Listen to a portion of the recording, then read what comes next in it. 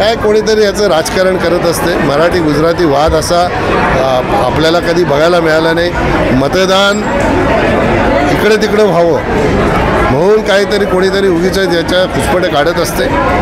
गुजराती मराठी ना कल्याणमध्ये वाद आहे, ना ठाण्यामध्ये वाद आहे, ना मुंबईमध्ये वाद आहे। उगीच कोणीतरी चुकीचा संदेश लोकांमध्ये देण्याचा प्रयत्न करतो। ज्यांना असं वाटतं की आपल्याला मराठी मतं मिळाली पाहिजेत, मग मराठी मतं मिळावी म्हणून गुजराती आणि मराठीमध्ये वाद निर्माण करायचा। शांततेने लोक गुण्यागोविंदाने राहतात। मतदानासाठी अशा प्रकारच्या वक्तव्यांना आळा घातला पाहिजे। मतदान हे निपक्षपातीपणे शांततेने समाजामध्ये तेढ न निर्माण करता हे झालं पाहिजे, याची खबरदारी सगळ्यांनी घेतली पाहिजे।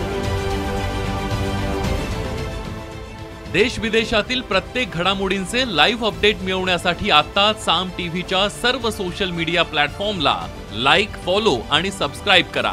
तसंच सर्व नोटिफिकेशनसाठी बेल आयकॉन प्रेस करायला विसरू नका।